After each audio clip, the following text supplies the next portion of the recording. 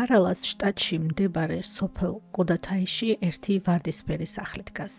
სახლი, რომელიც შორიდან პატარა სასახლეს გავს. სახლს ვარდისფერი კედლებით აქვს რაღაც მისტიური, როგორც ყველა ძველ შენობას, რომლებთან ჩავლისას მათ დიდებულ წარსულზე გეფიქრება. როგორი იყო აქ ცხოვრება წლების წინ?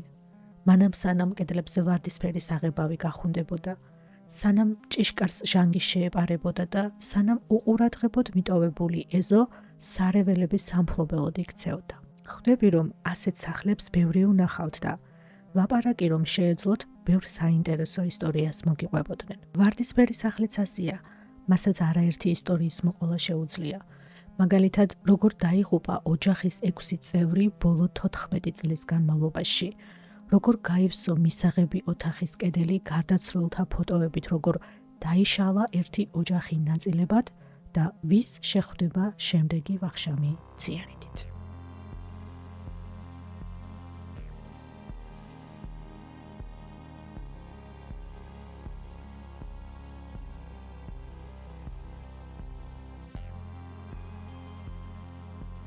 ვარდისფერ სახლში თომასების ოჯახი ცხოვრობს, განათლებული, პატივცემული, ღრმად რელიგიური, სამხრეთ ინდოეთის შტატ კერალაში საზოგადოებისთვის იდეალური ოჯახის მაგალითი, რადგან გარედან ყველაფერი მოწესრიგებული და ჰარმონიული ჩანს. როდესაც ჯოლი 1997 წელს ოჯახის უფროს ვაჟზე, როი თომასზე უნდა დაქორწინებულიყო, ოჯახში აზრი ორად გაიყო. როის მამა ტომი განსაკუთრებით წინააღმდეგი იყო, რადგან ჯოლი და როი ბიძაშვილები არიან.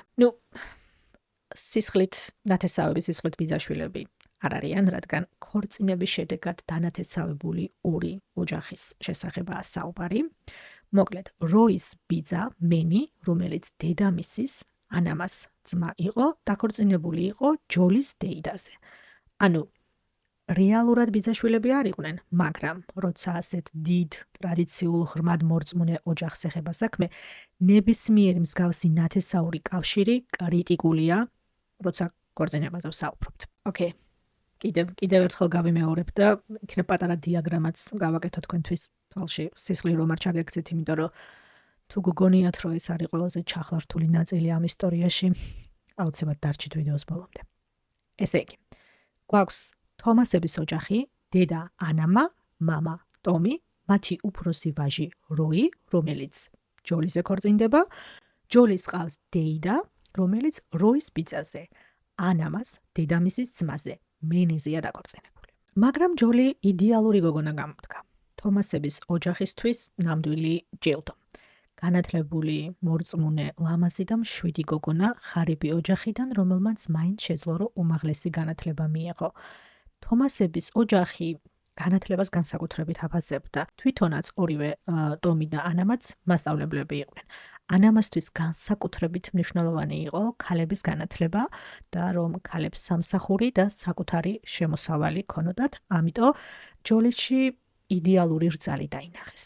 მაშინ როცა როი მშობლების გზას არ გაყოლია, მხოლოდ 10 კლასი ჰქონდა დამთავრებული და სამსახურიც არ ჰქონდა. ისედაც ძალიან მორცხვი იყო საუბარი და კომუნიკაცია, მისი ძლიერი მხარეები ნამდვილად არ იყო.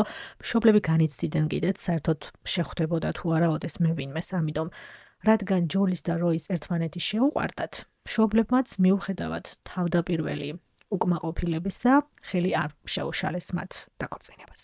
როის კიდევ უმცროსი და-ძმა ყავდა.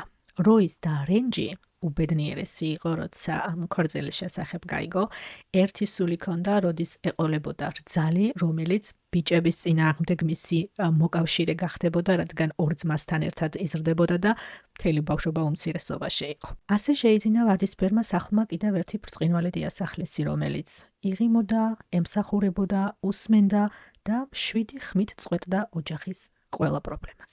მაგრამ ამ სიმშვიდის მიღმა ჯოლი ფიქრებში იყო. როგორ დაერწმუნებინა ოჯახი, რომ არ ემუშავა. ისე, რომ მის მონდომებასა და კვალიფიკაციაში ეჭვი არავის შეეტანა. ანამა ისეთი დაინტერესებული იყო ჯოლის სამსახურით, რომ ადგილობრივ სკოლაში გასაუბრებაც კი მოუწყო. როგორც გითხარით, თომასების ოჯახს ყველა იცნობდა, ყველა პატივს სცემდა, ამიტომ არაფერი განსაკუთრებული პრობლემა არ იყო, რომ ჯოლისთვის ეს სამსახური ეშოვათ, მაგრამ ჯოლის მუშაობა არ სურდა. ვარდისფერ სახლში უზრუნო ცხოვრებას ყოველდღიურ სამუშაო რუტინაზე არ გაცვლიდა. კომფორტი, რომელსაც გრძნობდა მხოლოდ იმიტომ, რომ ტომასების ოჯახის რძალი იყო, ყველაფერი იყო, რაც სურდა. მაგრამ იცოდა, რომ ამას ხმამაღლა ვერასდროს ვერ იტყოდა. განათლებული იდეალური გოგონას ილუზია, რომელიც ამ ოჯახში შემოსვლისას შექმნა, უნდა შეენარჩუნებინა. ამიტომ ანამას უარი ვერ უთხრა, რომ გასაუბრებაზე საერთოდ არ წავალ, თუმცა მოიტყვილა. თითქოს იყო გასაუბრებაზე, მაშინ როცა საერთოდ არ მისულა შეხვედრაზე და სახლში განაცხადა, რომ არ მიიღეს სამსახურში. მალე ჯოლი დაორსულდა და სამსახურის თემაც რაღაც პერიოდი დაიხურა, როის და ჯოლის ბიჭი შეეძინათ და მთელი ოჯახი ჩაერთო პირველი შვილიშვილის აღზრდაში, თუმცა ანამასთვის ეს მიზეზი დიდხანს საკმარისი არ იქნებოდა, რომ ჯოლის არ ემუშავა. 2002 წელს ტრაგიკული შემთხვევა რომ არ მომხდარიყო. 22 აგვისტო ვარდისფერ სახლში ხმაურიანი იყო. მთელი ოჯახი ერთად იყო შეკრებილი. ჯოლი სამზარეულოში იდგა და კერძს ამზადებდა, რომლითაც განსაკუთრებით ამაყობდა ცხურის წვნიანი. ანამა იმ დღეს თავს შეუძლოდ გრძნობდა. ცოტა წვნიანი შეჭამა, ჭიქა წყალი დააყოლა და საძინებელში გავიდა დასასვენებლად. რენჯი მოუსვენრად იყო. როგორც წესი დედა სტუმრიანობისას არასდროს გადის დასასვენებლად. უცნაური შეგრძნება ჰქონდა და გადაწყვიტა დაახლოებით 20 წუთის შემდეგ შეემოწმებინა დედა როგორ იყო. საძინებელში შესვლისას საშინელი სურათი დახვდა. ანამა ვერ სუნთქავდა. თვალები ჩასისხლიანებული, სახე გაწითლებული, შვილის დანახვაზე ერთადერთი რისი თქმაც მოახერხა, ყველას დაუცახე ვკვდები. რენჯი მისაღებ ოთახში გარბის, მაგრამ ისეთი ხმაურია, მისი არავის არ ესმის. ყველასთვის ცალ-ცალკე ასახსნელი დრო კიდევ არ არის, ამიტომ მირბის დამცველთან ელექტროენერგიას თიშავს სახლში და შემდეგ სიბნელეში ყვირის დედა კვდება. ანამა გარდაცვალების მომენტში 57 წლის იყო. გარდაცვალების მიზეზად დაფიქსირდა გულის შეტევა. ჯოლიც იხსენებს და ადასტურებს, რომ ბოლო პერიოდში ანამას გული აწუხებდა, ხშირად შეუძლოდ იყო, ამიტომ კითხვები არავის დაუსვამს. გვამის გაკვეთაც არ მომხდარა, შემთხვევა ბუნებრივ სიკვდილად ჩაითვალა, რაც ძალიან ჩვეულებრივი ამბავია, განსაკუთრებით როცა ესეთ ღრმად მორწმუნე ოჯახს ეხება საქმე, გვამის გაკვეთა ჩვეულებრივი ამბავი ნამდვილად არ არის. ანამას გარდაცვალების შემდეგ ვარდისფერ სახლში დინამიკა შეიცვალა. ჯოლი ოჯახის საყრდენი გახდა. არა მხოლოდ დედამთილის საქმეები გადაიბარა, მუშაობაც დაიწყო. კოლკატაში, კალკუტაში, ქალაქს სახელი აქვს შეცვლილი, ამიტომ შევახან ერთი თქვა ხან მეორე, მაგრამ ერთსა და იმავე ქალაქს გულისხმობ, ტექნოლოგიურ უნივერსიტეტში პროფესორად. როგორც ვიცით, განათლებული ქალი იყო, დოქტორის ხარისხი ჰქონდა, როგორც თვითონ თქვა და დიპლომი მოიტანა მზითვებში. დოქტორის ხარისხი ჰქონდა, ამიტომ ყველა ძალიან გახარებული იყო, რომ როგორც იქნა რაღაცა გამოჩნდა ისეთი, რაც ჯოლის მოსწონდა და უნდოდა რომ ემუშავა. ვარდისფერ სახლშიც ცხოვრება ჩვეულ რეჟიმს დაუბრუნდა მომდევნო რამოდენიმე წლის განმავლობაში. 6 წლის შემდეგ 2008 წელს ტომმა, მამამთილმა, რომელიც უკვე 62 წლის იყო, გადაწყვიტა ოჯახის საბუთებისთვის და ანდერძის საქმეებისთვის მიეხედა. შვილები უკვე დიდები იყვნენ, თვითონაც ასაკში იყო და გადაწყვიტა ქონების საქმე მშვიდად მოეგვარებინა და ანდერძი დროულად შეედგინა. ისევ აგვისტო გვაქვს. ტომმა ახლახან დაასრულა მეზობლების დახმარება საგადასახადო საკითხებში. ტიპიური შუადღე ტომისთვის. ღია კარის დღეებს აწყობდა ხოლმე, როცა მეზობლებს უსასყიდლოდ ეხმარებოდა სხვადასხვა საბუთების და საქმეების მოწესრიგებაში და მოგვარებაში. ჯოლიმ მისი ჩვეული წამალი და წყლით სავსე ჭიქა მიუტანა და ცოტა ხნით სამზარეულოში გაუჩინარდა. რამოდენიმე წუთის შემდეგ ტომმა მკერდზე ხელი მიიჭირა. ძლიერი ღებინება დაიწყო და იატაკზე დაეცა. ჯოლიმ მაშინვე სასწრაფო დახმარება გამოიძახა, თუმცა ტომი უკვე გარდაცვლილი იყო.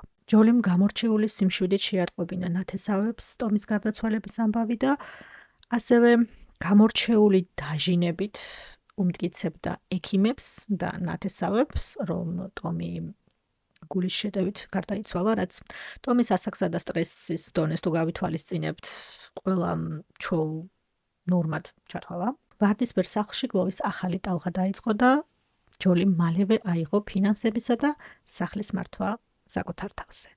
რის შედეგადაც რამოდენიმე დღის შემდეგ, ტომის გარდაცვალებიდან სულ რამოდენიმე დღის შემდეგ, ჯოლიმ და როიმ ახალი ანდერძი წარადგინეს, ოჯახს ახალი ანდერძი წარუდგინეს ტომის უკანასკნელი სურვილების, სავარაუდოდ, რომლის თანახმადაც ოჯახი, სახლი, ჯოლის და როის ეკუთვნოდათ და რჩებოდათ, პლუს დარჩენილი საოჯახო აქტივების უდიდესი ნაწილი. ანდერძმა ჯოლის ფაქტიურად შეუზღუდავი უფლება მისცა ოჯახის თითქმის მთელს ქონებაზე. რაზეც როის და-ძმას, რა თქმა უნდა, ეჭვი გაუჩნდა, რომ რატომ მიიღო მამამ ასეთი გადაწყვეტილება, ოჯახში არანაირი პრობლემა, არანაირი დაპირისპირება კამათი არ ქონია შვილებს და მამას ერთმანეთთან, ამიტომ გაუკვირდათ, რა თქმა უნდა, თავიდან, რატომ მიიღო მამამ ასეთი გადაწყვეტილება, თუმცა ორივეს დასრულები იყვნენ, ორივეს თავიანთი ცხოვრება ჰქონდათ, ძმა საერთოდ ინდოეთშიც კი არ ცხოვრობდა, ამიტომ გადაწყვიტეს, რომ იცი რა, ვის უნდა ენდო თუ არა საკუთარ ოჯახს და ოჯახის წევრს. თუ ჯოლი და როი ამბობენ, რომ ანდერძში ასე წერია, ესე იგი ასე წერია. ეჭვი გაუჩნდათ, რა თქმა უნდა, თუმცა არაფერი გაუკეთებიათ. სოფელში ვარდისფერ სახლზე ახალი ნარატივი გაჩნდა. ეს სახლი დაწყევლილია. ერთი მეზობელი იხსენებს, როგორ მოუყვა ჯოლიმ, რომ ერთხელ მოძღვარმა უთხრა, თუ ეზოში მდებარე ჭის გარშემო კედლებს არ ააშენებთ, ამ სახლში 3 სიკვდილი იქნება. და რამდენად უცნაურად ეჩვენათ მაშინ ეს ამბავი, მაგრამ ახლა თითქოს ყველა ელოდებოდა, ვინ იქნებოდა ვარდისფერი სახლის შემდეგი მსხვერპლი. ჯოლისთვის კი ეს იდეალური ისტორია იყო. უხილავი წყევლა ხსნიდა იმას, რისი ახსნაც არავის არ სურდა და მალავდა იმას, რაც არავის არ უნდა დაენახა. როი და ჯოლი ვარდისფერ სახლში ცხოვრებას აგრძელებდნენ შვილებთან ერთად, მაგრამ მათი ურთიერთობა შეიცვალა. უпроსორად ჯოლი შეიცვალა. აღარ ცდილობდა.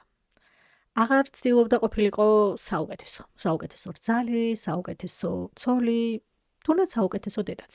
როიმ რამოდენიმეჯერ შეამჩნია, როგორ საუბრობდა ჯოლი ტელეფონზე ჩურჩულით და მაშინვე თიშავდა ტელეფონს, როგორც კი როი ოთახში შედიოდა. მოკლედ მათი ურთიერთობა ძალიან შეიცვალა და დაიძაბა. 2011 წლის 30 სექტემბერს როი სახლში გვიან დაბრუნდა. მეგობრებთან ერთად იყო და სახლში დაბრუნებულს ბავშვები უკვე დაძინებული დახვდნენ. სასადილო მაგიდაზე მისთვის შენახული ვახშამი იდგა. ბრინჯი ბენგალური მუხუდოს კარის соусით. როი მარტო ვახშმობს. შემდეგ საპირფარეშოში გადის და კარს შიგნიდან კეტავს. ჯოლი სუფრას ალაგებს და თებშებს განსაკუთრებული მონდომებით რეცხავს. რაღაც დროის გასვლის შემდეგ ჯოლი საპირფარეშოს კარზე კაკონს იწვევს, რადგან როი არ გამოდის საპირფარეშოდან, პასუხს არ სცემს და სხვა რომელფერი ვეღარ მოიფიქრა, გარბის და მეზობლებს დახმარებას თხოვს, რომლებიც მოდიან და საპირფარეშოს კარებს ამტვრევენ. როი იატაკზე წევს, პირიდან კაფე გადმოსდის და კრუნჩხვებშია. მაშინვე საავადმყოფოში მიყავთ, რა თქმა უნდა, მაგრამ სამწუხაროდ უკვე გვიანია. მაშინვე მთელი ოჯახი იყრის თავს საავადმყოფოში და ყველას პირველ რიგში მის უმცროს და-ძმას აქვთ კითხვა, რა დაემართა როის. და აქ იწყებს ჯოლი ისტორიის მოყოლას, რომ ბოლო დროს როის საკმაოდ ძიმე პერიოდი ჰქონდა, სვამდა, აზარტულ თამაშებში იყო ჩართული, სამწუხაროდ ბალები ჰქონდა და გამოსავალს ვეღარ ხედავდა ამ სიტუაციიდან და როგორც ჩანს ეს თვითმკვლელობა იყო. მაგრამ ამ შემთხვევაში აუტოპსიის გარეშე არ დამთავრებულა ეს საქმე. ერთმანეთესავმა როის ბიძა მეთიუმ დაჟინებით მოითხოვა გაკვეთა. გაკვეთის შედეგად კოჭში ბრინჯთან ერთად კარის соуსი აღმოაჩინეს, რომელიც ციანიდის მწვავე დოზა შეიცავდა. ეს იყო პირველი სიკვდილი ვარდისფერ სახლში, როცა ეჭვი გაჩნდა გარდაცვალების მიზეზების შესახებ. თან თვითმკვლელობა ციანიდით ძალიან უცნაურად ჟღერდა. თან ციანიდის ასე უბრალოდ შოვნაც არ ხდება, სად უნდა ეშოვა როის ციანიდი.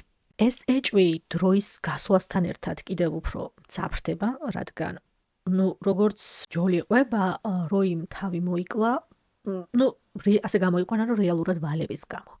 მაგრამ თვეების გასვლასთან ერთად ამ ვალების მოსათხოვად არავინ მოსულა.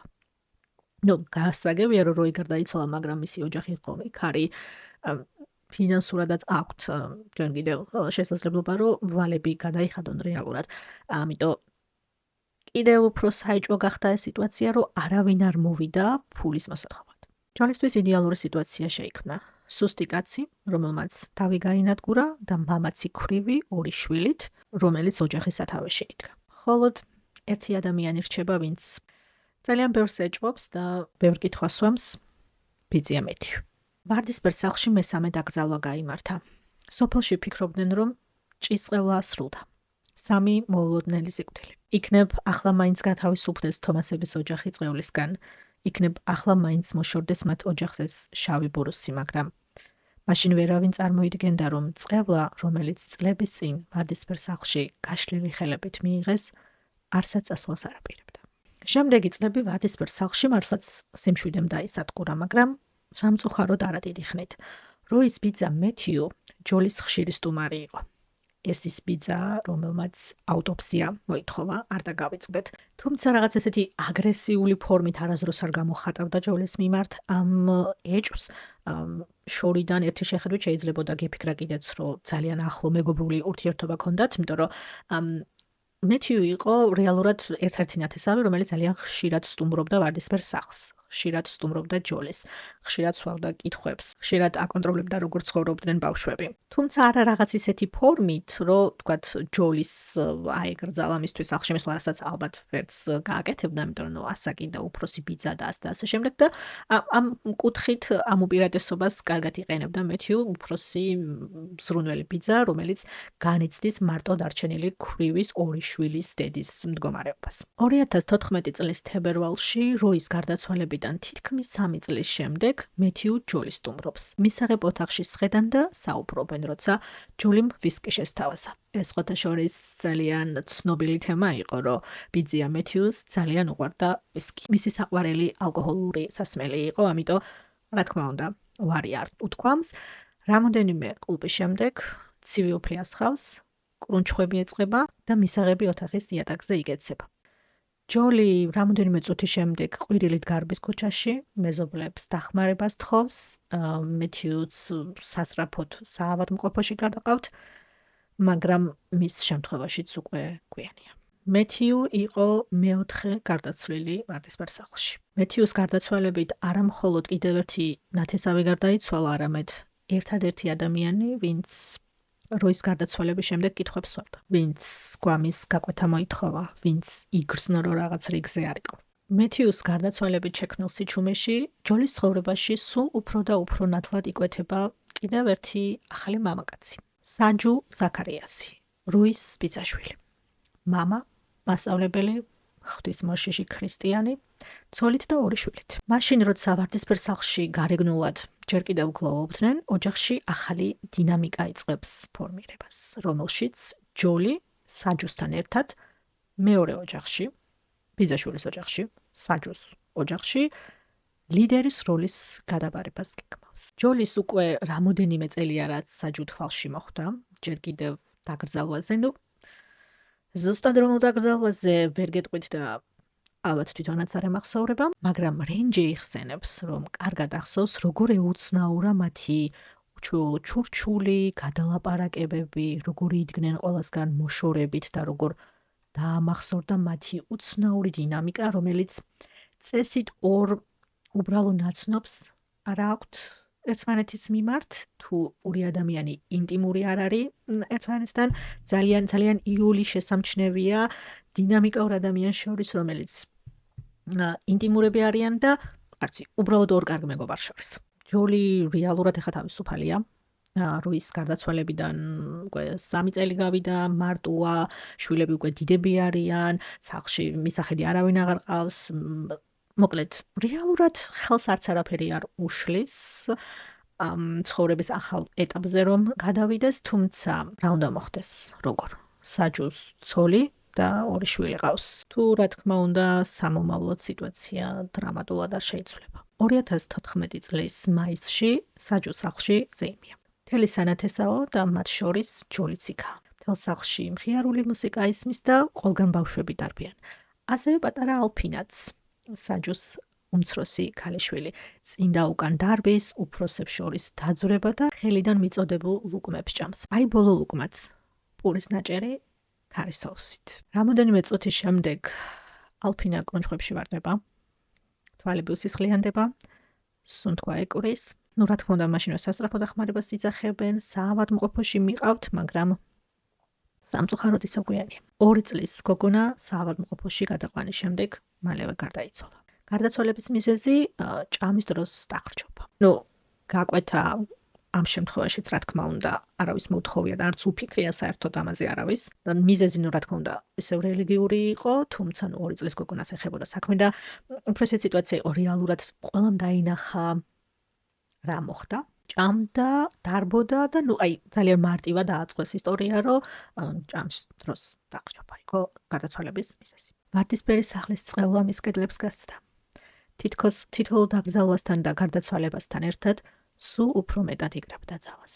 საჯუსა და მისი მეუღლისთვის, სალისთვის, სახლში შეუსებელი სიცარიელი ისადგურებს, რომელიც მათ ყოველდღიურად აშორებთ ერთმანეთისგან. სალი ფიზიკურად ძალიან მძიმე და იმუნური სისტემა ძალიან დაუქვეითდა და სიცოცხლის მიზანს ვეღარ ხედავს. მართალია ქმართან ურთიერთობა უჭირდა, მაგრამ ჩვენი საყვარელი ჯოლი სულ მის გვერდით იყო. სახიფათოდ ახლოს.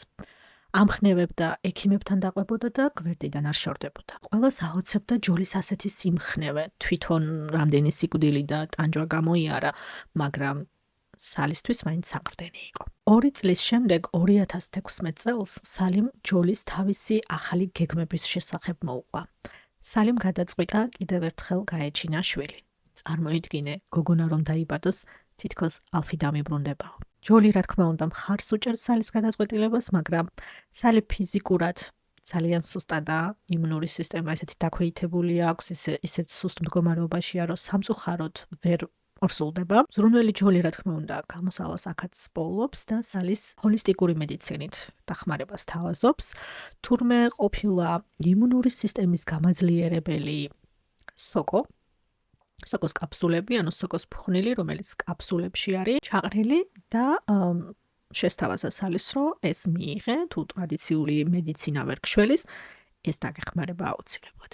და სალი რა თქმა უნდა ენდობა ჯოლის და კაფსულებს ართმევს. 2016 წლის იანვარში სალი და ჯოლი ექიმის მიმღებში სხედან, როცა ჯოლი სალის სოკოს კაფსულა და ჭიქაწყალი მიაწოდა. რამოდენიმე წუთის შემდეგ ჯოლი კრუნჩხვებით ეცემა იატაკზე და რამოდენიმე საათში სამწუხაროდ გარდაცვლილია. კვლავ მოულოდნელი სიკვდილი. დრამატული, მაგრამ სამედიცინო თვალსაზრისით ახსნადი. გაგიკვირდებათ და გული შეტევა.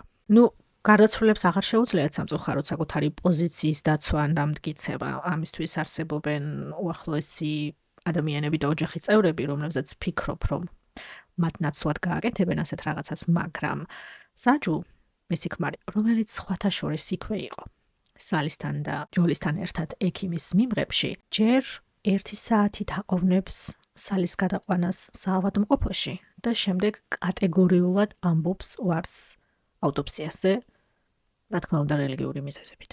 ამიტომაც სალის სიკვდილი გულის ბუნებრივ უკმარისობად შეფასდა. რენჯი იხსენებს, როგორი უცნაური სიტუაცია იყო სალის დაკრძალვაზე. ჯოლი თითქოს უკვე სახლის ახალი დიასახლისი იყო, დაფუსფუსებდა, ყველაფერს აგვარებდა, მითითებებს აძლევდა, ვის რა უნდა გაეკეთებინა და არსებობს ფოტო, გულისამრევი ფოტო, გარდაცვლილი სალი და ერთი მხრიდან ჯოლი და მეორე მხრიდან საჯუ.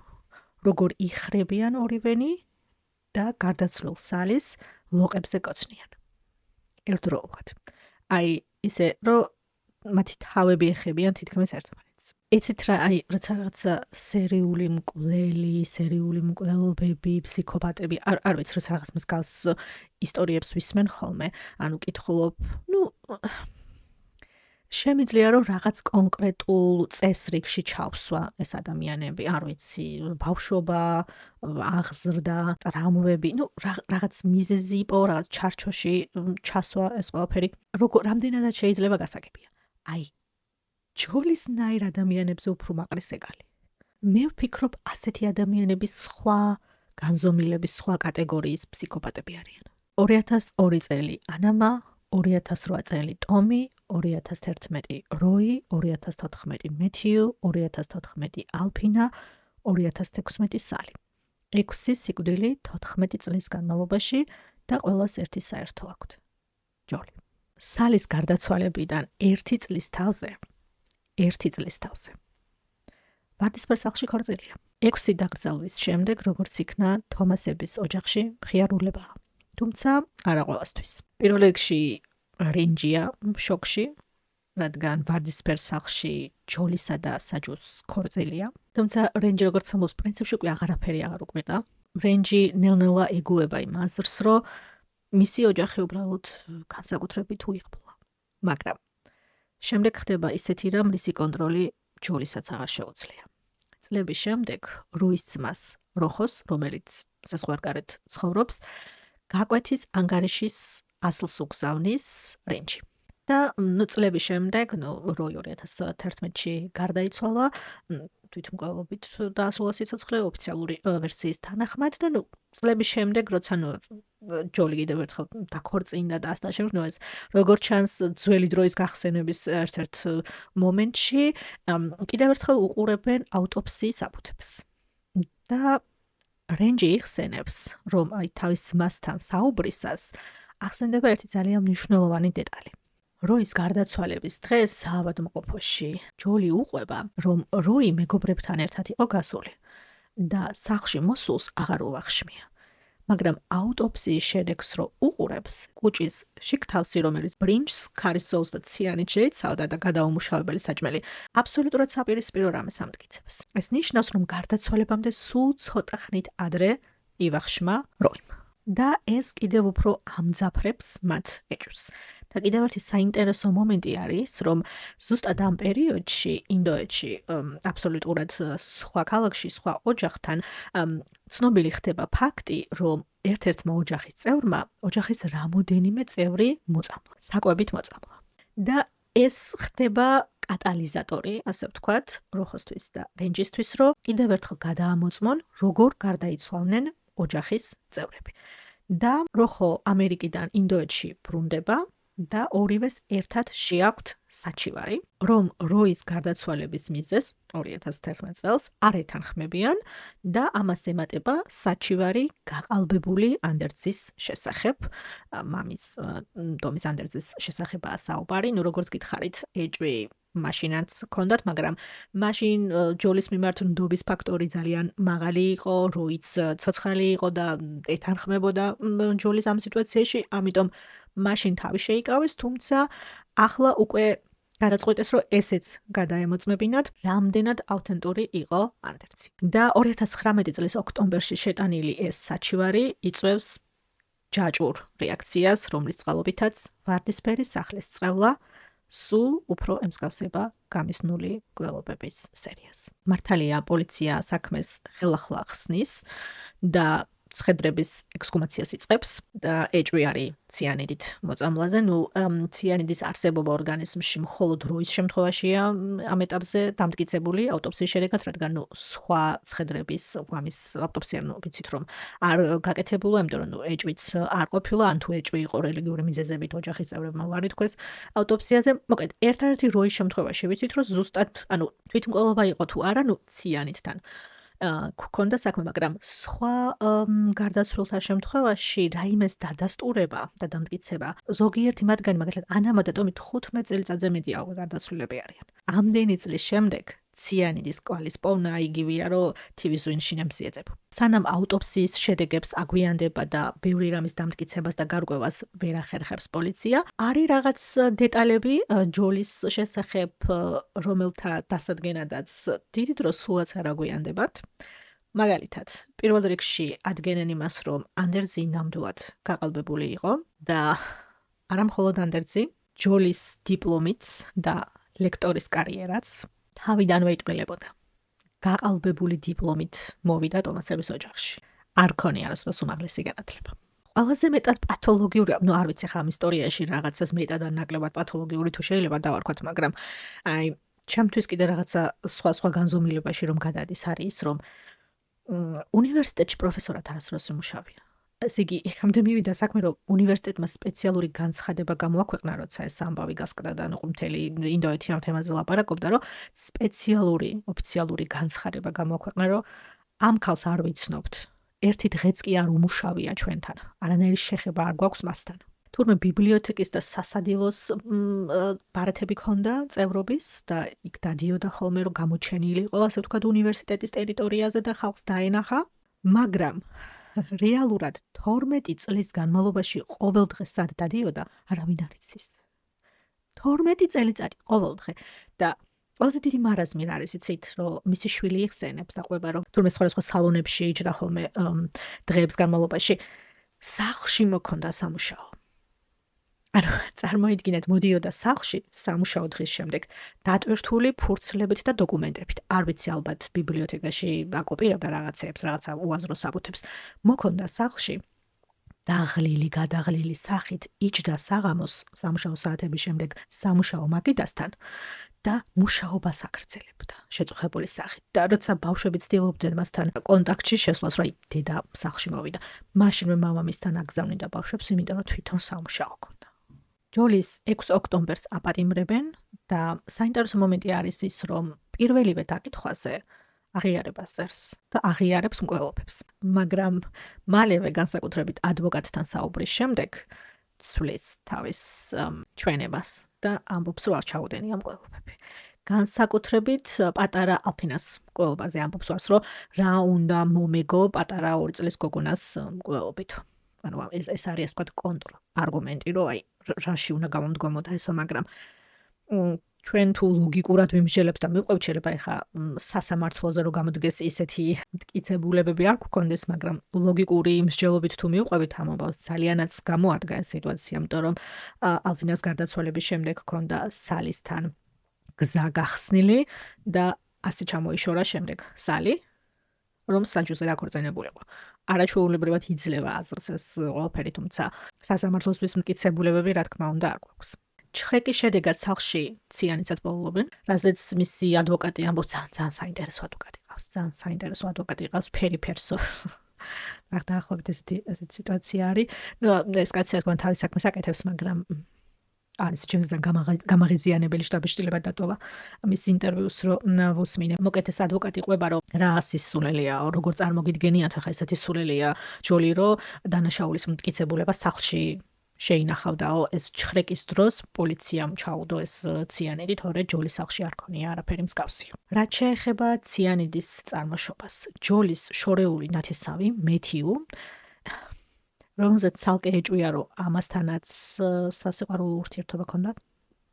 მე მგონი ნელ-ნელა აღარ გვიყვირს ხო 12 წელიწადი ყოველდღე გასაკეთებდა.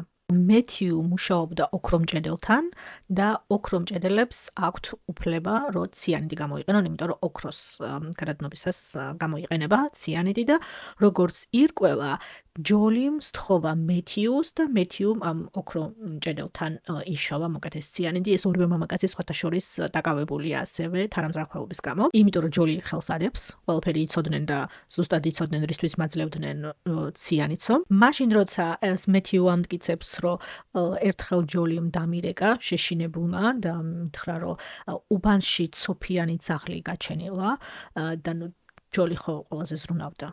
არ მხოლოდ საკუთარ ოჯახზე, ყველასთვის სამაგალითო ქალი და დედა იყო და ჯოლიმ გადაწყვიტა, რომ მოეგვარებინა ეს ამბავი და ციანიდი ითხოვა მეთიუსგან, რომ ეს ძაღლი მოეწამლა. შემდეგ იგივე პრობლემა ჰქონდა ვირთხებთან და ვირთხები მოეშორებინა. მოგეთ მეთიუს თუ დავუჯერებთ, წარმოდგენა არ ჰქონდა, რაში იყენებდა ჯოლი ციანიდს. სასამართლო პროცესი დღემდე მიმდინარეობს.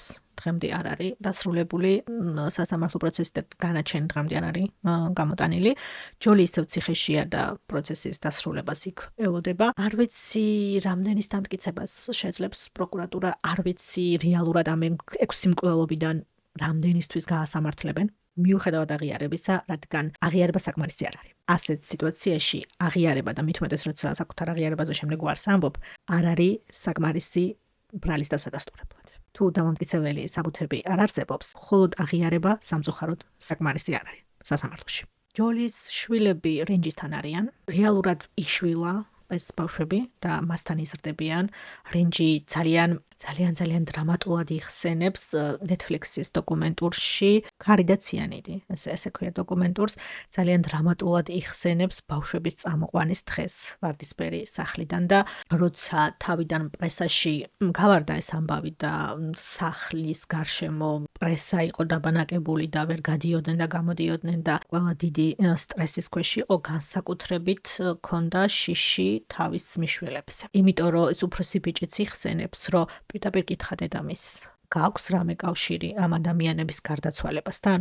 და იხსენებს, რომ ძალიან დაიძაბა ერთ საღამოს სიტუაცია, როგორ ურეკავს თავის მიშვილს და ეუბნება, რომ არაფერი ჭამო, არაფერი დალიო.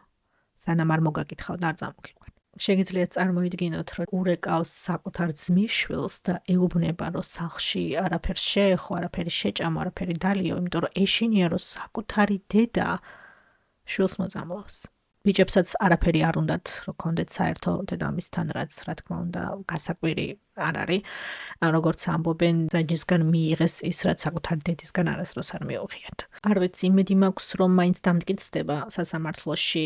ყოველ შემთხვევაში უფრო ახალი მკვლელობები მაინც, სადაც დროის მონაკვეთი უფრო ნაკლებია, როგორც გითხარით, 6-ვე გვამის ექსჰუმაცია მოხდა, ეს ხო საერთოდ ცალკე თემა იყო და ამან ხო საერთოდ ორად გახლიჩა ოჯახი, როგორც რენჯი იხსენებს, როცა მან და მისმა ძმამ გვამის ექსჰუმაცია გადაწყვიტეს, ამაზე საოცარი ამბავი ატყდა ოჯახში, რომ როგორ ბედავთ, როგორ აკეთებთ ასეთ რაღაცას, როგორ უპირისპირდებით საკუთარ ოჯახს, რომ მათთან დალაპარაკებაც კი არავის არ უნდოდა და როგორ მძიმე დღეები გადაიტანეს, რომ სიმართლისთვის ებრძოლათ.